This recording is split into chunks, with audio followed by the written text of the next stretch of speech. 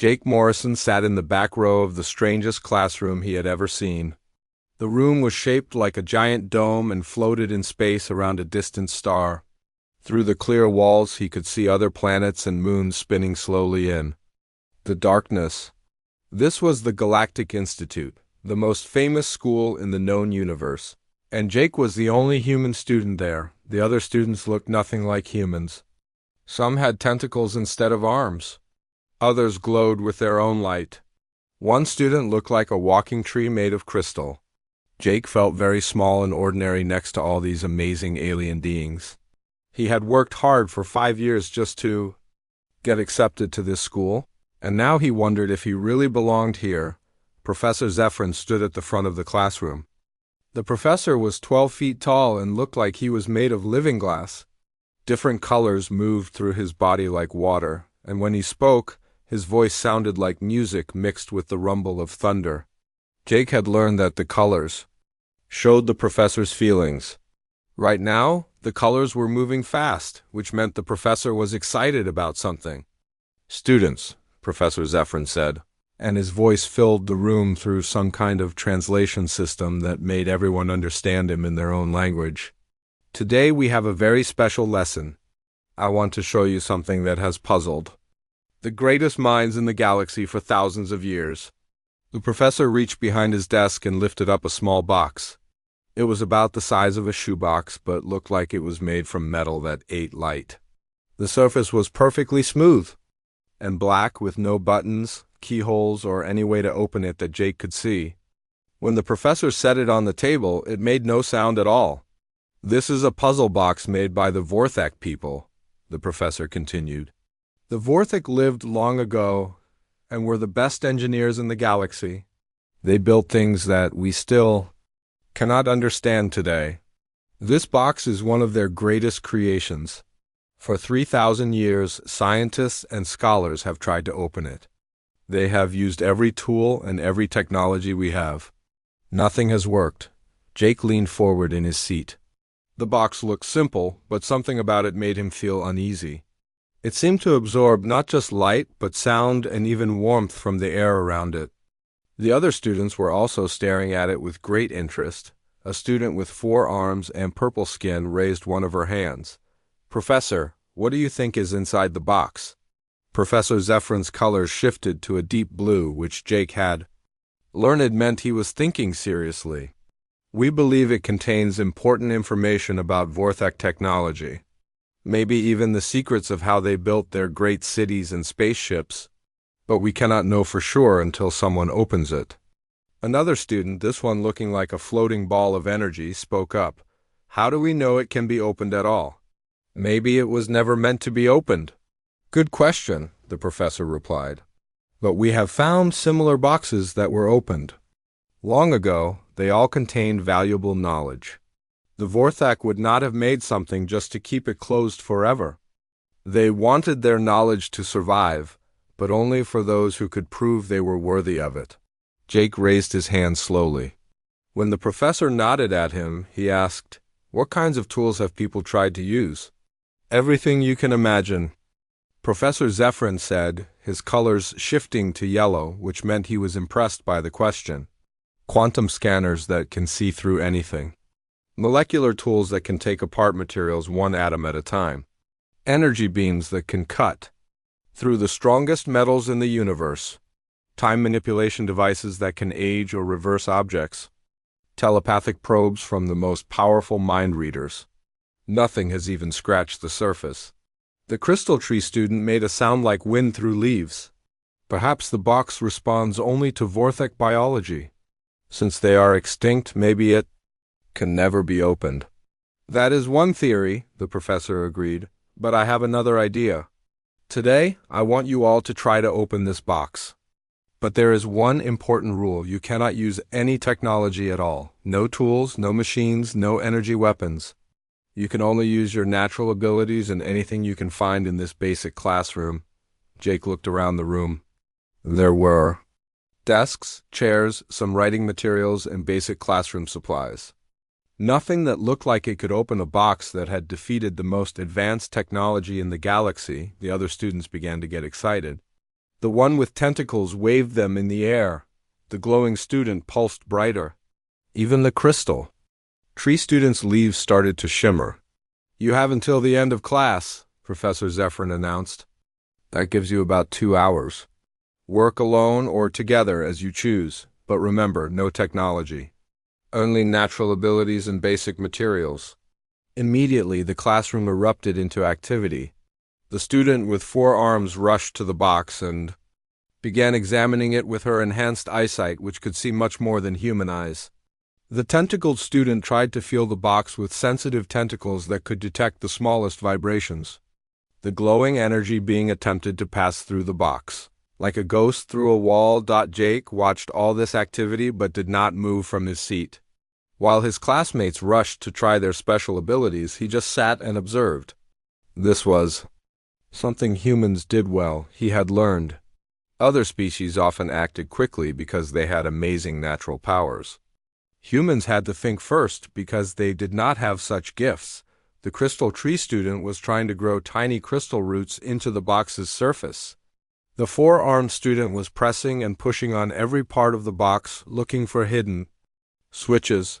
2 other students with long, flexible necks were examining the box from every possible angle, their eyes able to see types of light that humans could not.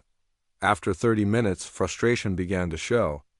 The tentacled student made angry clicking sounds, the energy being flickered with what Jake guessed was disappointment. Even the usually calm crystal tree student's leaves were rustling with irritation. Jake finally stood up and walked slowly toward the box. The other students barely noticed him. They were all too busy trying their own methods. When Jake reached the table, he did not touch the box right away. Instead, he just looked at it carefully. The box was interesting in ways that the other students seemed to miss. They were all focused on trying to break it open or find secret mechanisms. But Jake noticed other things. The box seemed to stay exactly the same temperature no matter how warm or cool the room became. It also seemed to absorb sound in a strange way. When students talked near it, their voices sounded slightly different. Jake began to walk around the table, looking at the box from every side. He noticed that while the surface looked perfectly smooth, there were very tiny patterns that were almost impossible to see. They looked like the grain in wood, but much finer. The patterns seemed to flow in different directions on different parts of the box. Professor Zephyrin had been watching all the students, but now Jake noticed that the professor's colors had changed to a curious green. The professor was paying special attention to what Jake was doing, or rather what Jake was not doing. While everyone else rushed to try their special abilities, Jake just kept looking and thinking. This was going to be harder than anyone imagined. Jake continued walking around the mysterious box while his classmates grew more frustrated with each failed attempt. The 4-armed student had tried pressing every square inch of the surface. The tentacled being had run sensitive feelers all over it, searching for hidden mechanisms. The crystal tree student had even tried to merge with the box's material, but nothing happened. What Jake found most interesting was how the box behaved. It was not just a simple container. The box seemed to respond to the environment around it in very subtle ways. When the room's temperature changed slightly, Jake noticed the box seemed to change too, but so slowly that no one else saw it. He had learned about this in his basic physics classes on Earth. All materials expand when they get warmer and contract when they get cooler. It was such a simple idea that most advanced civilizations probably forgot about it. But Jake remembered his old professor saying that the simplest ideas were often the most important ones. "Professor," Jake said, raising his hand, "can you tell us more about the planet where the Vorthek lived?" Professor Zephyrин's color shifted to an interested yellow. "That is an unusual question, human Jake. Why do you ask?" "I am just curious about what kind of environment they came from," Jake replied. "It might help us understand how they thought when they built this box." The professor's colors became thoughtful blue. The Vorthek homeworld was very different from most planets where intelligent life develops. It had extreme temperature changes. During their day, which lasted about 30 of your Earth hours, the temperature would rise to over 200 degrees. During their night, it would drop to nearly 100 degrees below freezing, Several students made sounds of surprise, the energy being flickered with what Jake recognized as amazement. Such extreme temperature changes would kill most life forms. How did they survive such conditions? Asked the Crystal Tree student. They were masters of thermal engineering, Professor Zephyrin explained. They built their entire civilization around understanding how materials behave under different temperatures. Their buildings, their tools, even their art use the expansion and contraction of materials as functional elements. Jake felt excitement building in his chest. This information was exactly what he had hoped to hear. While his classmates saw it as interesting background information, Jake saw it as a vital clue. Professor, Jake continued, do we know what materials this box is made from? We know it contains several different metals and compounds, the professor replied. But our scanners cannot determine the exact composition or how they are arranged inside the box.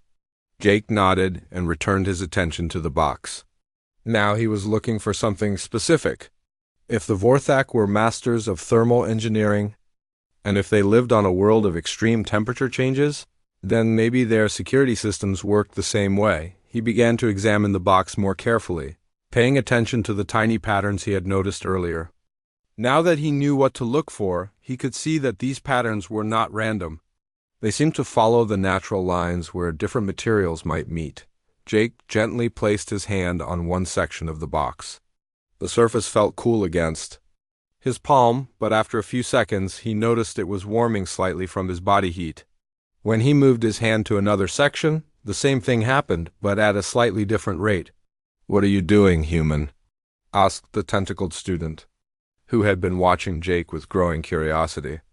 I am testing something, Jake replied. On Earth, we learned that different materials expand at different rates when heated. If this box is made of multiple materials, they might expand differently when warmed. The four-armed student laughed. A sound like clicking metal. You think you can open this box with your body heat? The greatest scientists in the galaxy have tried energy beams hot enough to melt through starship hulls. Maybe that was the problem, Jake said quietly. Maybe they were using too much force instead of the right kind of force. Jake asked Professor Zephyrin if he could adjust the classroom's temperature controls. The professor agreed, curious to see what the human had in mind. Jake raised the room's temperature by just a few degrees and watched the box carefully. At first, nothing seemed to happen. But Jake was patient. He had learned that many important changes happened slowly and quietly. After several minutes, he noticed that some of the surface patterns were becoming slightly more visible. The box was expanding, but different parts were expanding at different rates. The other students gathered around to watch. They had stopped their own attempts and were now focusing on what Jake was doing.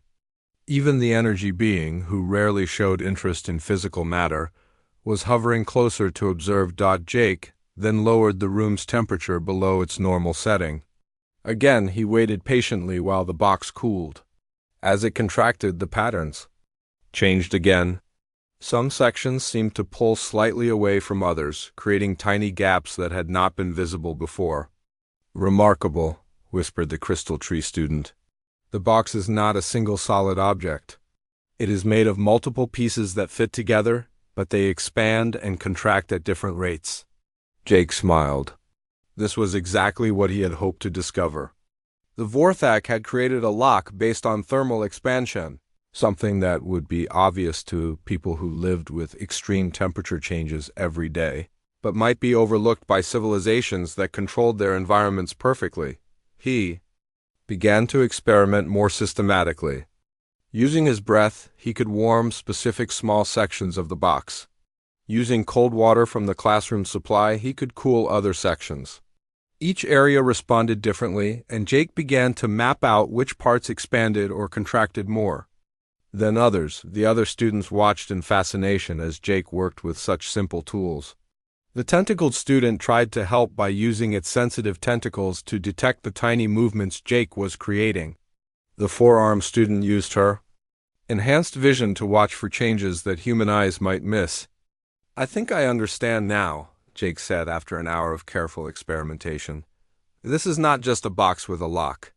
The entire box is the lock. The Vorthak designed it so that it can only be opened by applying heat and cold in a specific pattern. Professor. Zephyrn's colors were cycling rapidly between yellow and green, showing excitement and curiosity. Continue your work, human Jake. This is the most progress anyone has made with this puzzle in centuries. Jake realized he needed to be more precise in his temperature control. Using just his hands and breath was not enough. He needed to create exact temperature differences in specific locations at specific times. He asked his classmates for help. The crystal tree student could create small amounts of heat by focusing sunlight through its crystalline structure. The energy being could cool small areas by absorbing heat energy. Even the four-armed student could help by blocking airflow to maintain temperature differences. Working together, they began to apply carefully controlled heating and cooling to different sections of the box in various patterns. Jake directed the process, trying different combinations based on his understanding of how materials behave under thermal stress. After many attempts, they began to hear something new. Very faint clicking sounds were coming from inside the box. The sounds were so quiet that only the tentacled student's sensitive hearing could detect them at first. "Something is moving inside," the tentacled student reported excitedly. "I can feel vibrations. Very small, but definitely mechanical movement." Jake felt his heart racing. They were getting close to solving a puzzle that had frustrated the galaxy's greatest minds for thousands of years. And they were doing it with nothing more than basic physics and teamwork. The key was patience and precision. Unlike the brute force methods that had been tried before, this approach required careful observation and gentle, exact application of natural forces. It was exactly the kind of problem that humans had learned to solve through centuries of working with limited resources and simple tools. The clicking sounds from inside the box grew more frequent as Jake and his classmates continued their careful work. Each time they applied heat and cold in the right combination, they could hear tiny mechanical parts moving inside the ancient device. Jake felt like he was learning to speak a language made of temperature and time. He had been working on the puzzle for over an hour now, and patterns were becoming clear. The box was not just one lock, but many locks working together. Each section had to be heated or cooled in a specific order, and the timing had to be perfect. If they heated one area too soon or cooled another too late, the mechanisms inside would reset themselves. "It is like a combination lock," Jake explained to his fascinated classmates. "But instead of numbers, it uses temperature. And instead of turning dials, we have to heat and cool different parts of the box in exactly the right sequence." The crystal tree student was particularly helpful because it could focus sunlight into very precise beams of heat. The energy being had learned to absorb heat from specific tiny areas, creating cold spots exactly where Jake needed them. Even the four-armed student contributed by using her multiple hands to shield different sections from temperature changes. When necessary, Jake noticed that the Vorthak engineers had been incredibly clever. The box would only respond to gradual temperature changes, not sudden ones. This meant that energy weapons and heating devices would not work because they changed temperature too quickly. The lock required the patient, steady application of thermal energy that could only come from natural sources or very careful manual control. "Professor," Jake called out, "how long did you say the Vorthak day and night cycle lasted?" Professor Zephyrn's colors shifted to curious green.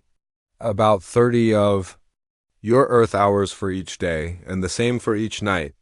"Why do you ask?" Jake was developing a theory. "I think the timing of this lock might be based on their natural daily rhythm. They would be used to slow, steady temperature changes that took many hours to complete." This gave Jake an idea. Instead of trying to open the box quickly, maybe he needed to work with the slow, natural timing that the Vorthak would have expected. He began to apply heat and cold much more slowly, waiting several minutes between each step. The change was immediate. The clicking sounds became more organized, more musical. It sounded like a complex mechanical symphony playing inside the box. The tentacled student's sensitive hearing could detect dozens of different mechanisms responding to Jake's thermal manipulations. There are gears turning in there, the tentacled student reported excitedly. And springs, and what sounds like sliding panels. It is like a tiny mechanical city waking up after a long sleep. Jake felt sweat beading on his forehead despite the cool classroom air. This was the most complex problem he had ever attempted to solve. Every decision mattered. One wrong move could reset everything and force them to start over. He had mapped out 12 different thermal zones on the box's surface. Each zone responded to temperature changes in its own way, and each was connected to the others through internal mechanisms. Jake realized he was essentially conducting an orchestra of metal and springs, using heat and cold instead of a baton. The four-armed student had been taking notes throughout the process. "Human Jake," she said, "I have been recording everything." "You do. The pattern is becoming clear. You are not just heating and cooling randomly. There is a definite sequence." Jake nodded. "I think the sequence is based on the Vorthak understanding of thermal dynamics. They built this lock to be opened by someone who really understands how materials behave under temperature stress. Not just someone with powerful tools," as Jake continued his work. More students from other classes began to gather outside the classroom. Word was spreading through the Galactic Institute that something remarkable was happening. Through the transparent walls, Jake could see dozens of alien beings watching his progress. The pressure was intense, but Jake tried to ignore the audience and focus on the box. He had noticed that certain combinations of heating and cooling created resonance effects inside the mechanisms. When he got the timing exactly right, the mechanical sounds would harmonize in a way that felt almost musical. "I think I understand." "The final step," Jake announced after another 20 minutes of careful work. "The box needs to experience the same kind of temperature cycle that the Vorthak live through every day. A slow rise in temperature, then a slow fall, but applied to all 12 zones in a specific pattern that mimics their planet's thermal rhythm. This would require perfect coordination between all the students helping him.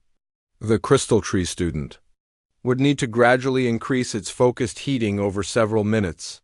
The energy being would need to create cooling effects that followed the opposite pattern.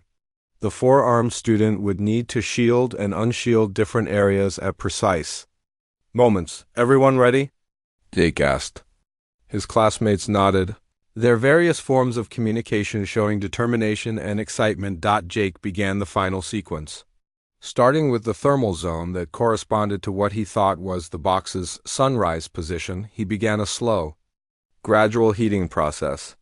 As the temperature rose in that area, he could hear mechanisms deep inside the box beginning to engage. After 5 minutes, he moved to the next zone, continuing the thermal sunrise around the box's surface. Each area had to reach a specific temperature at exactly the right time. Too fast and the mechanisms would jam. Too slow, and they would reset. The room fell completely silent except for the increasingly complex mechanical symphony coming from inside the box. Even Professor Zephyrin had stopped moving, his crystalline form locked in a steady blue color that indicated intense concentration. Jake felt like he was performing surgery with temperature as his scalpel. Every degree mattered. Every second of timing was critical.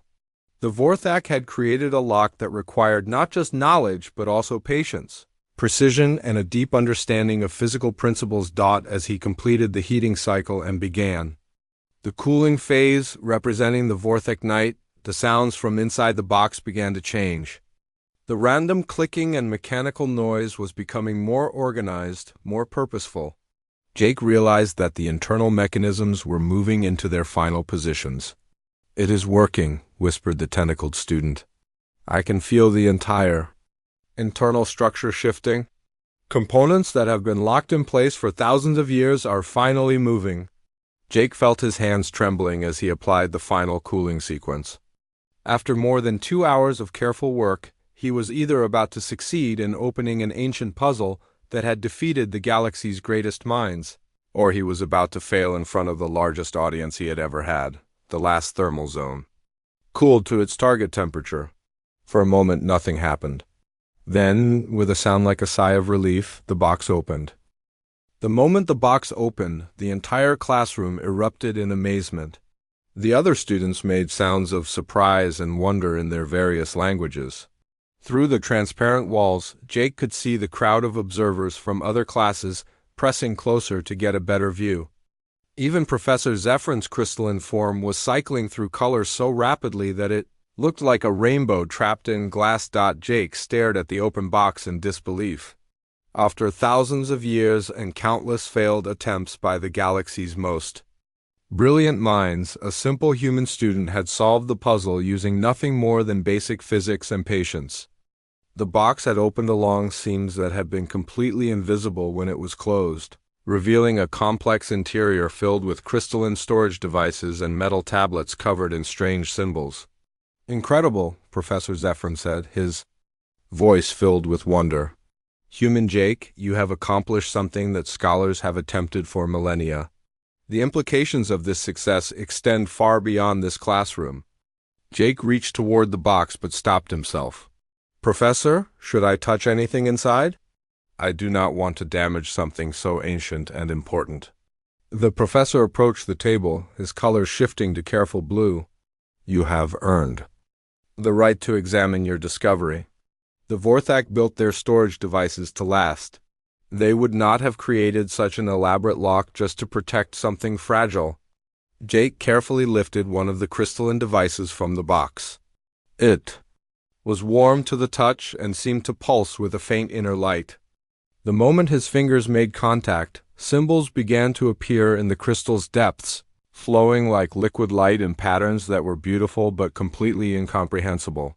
"Data storage," the crystal tree student observed, its leaves rustling with excitement. "But unlike any technology we use today, these devices seem to respond to biological contact." Jake picked up one of the metal tablets. It was covered with symbols that looked like a combination of mathematical equations and artistic designs. Even though he could not read the Vorthak language, something about the patterns felt familiar. They reminded him of the thermal stress diagrams he had studied in his engineering classes. "Professor," Jake said, "I think these tablets might contain information about thermal engineering. The symbols look similar to the heat flow patterns we study in basic physics." Professor Zephyr examined the tablet Jake was holding. "Remarkable observation. If you are correct, these could contain the fundamental principles that the Vorthak used to build their advanced civilization. Knowledge that has been lost for thousands of years." The four-armed student was carefully examining the box's internal mechanisms, which were now visible with the panels open. "Look at this engineering," she said with admiration. "Every part is designed to work with thermal expansion.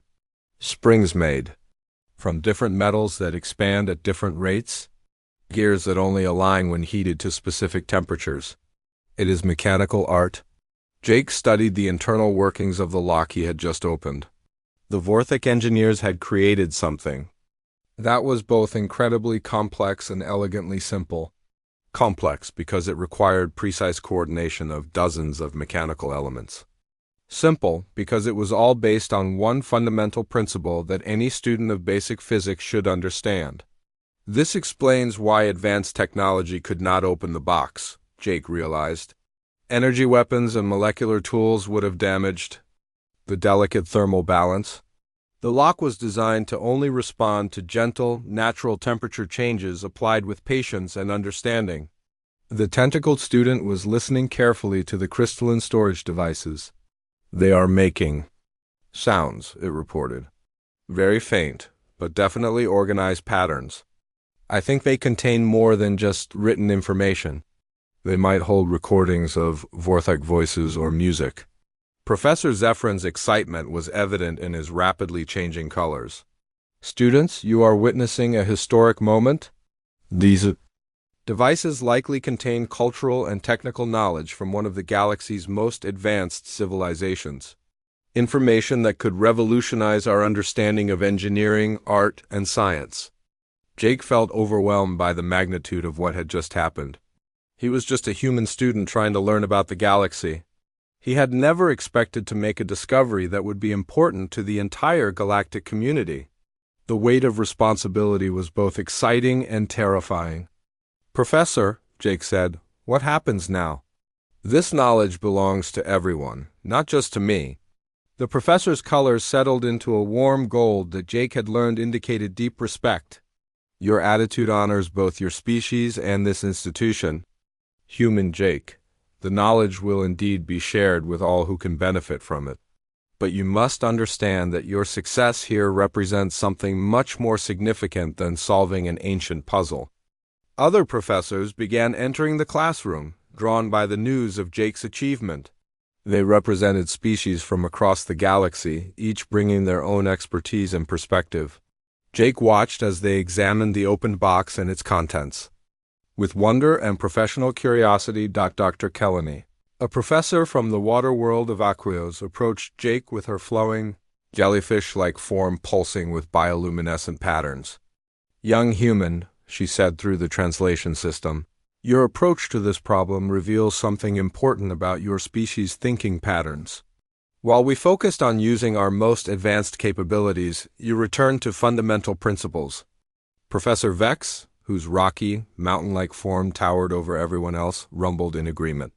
"The mountain teaches patience, water teaches persistence, but it seems humans teach the wisdom of understanding basic truths before seeking complex solutions." Jake felt both proud and humble. "I just remembered what my physics professor on Earth always said. When you do not understand something complex, go back to the simple principles that you do understand. Heat makes things expand. Cold makes things contract. Different materials behave differently. Those are facts that work everywhere in the universe." The crystal tree student's leaves chimed like bells, but most species forget these simple truths when they develop advanced abilities. We telepaths focus on mental solutions. Energy beings manipulate quantum forces. Rock people like Professor Vex shape matter directly. Humans seem to have maintained connection to basic physical laws. Professor Zephyrin addressed the growing crowd of faculty and students. "This event demonstrates something we have overlooked in our educational approaches. We have become so specialized in our natural abilities that we have forgotten the fundamental principles that govern all matter and energy. Human Jake has shown us the value of maintaining broad, basic knowledge alongside specialized skills." Jake looked around at all the alien faces focused on him. Some had multiple eyes, others had no eyes at all, but sensed the world in ways he could barely imagine. Yet they were all looking to him, a simple human, for insight into how the universe worked. "I think," Jake said carefully, "that humans had to learn basic physics because we do not have the amazing natural abilities that other species have. We cannot read minds or manipulate energy or change our molecular structure. So we had to understand how the physical world works and learn to work with it instead of trying to overcome it with special powers." The room fell silent as the implications of Jake's words sank in. In a galaxy full of species with remarkable natural abilities, humans had developed something different but equally valuable, a deep, practical understanding of the basic principles that governed reality for everyone. Professor Zephyr's colors shifted to the deep blue of profound thought.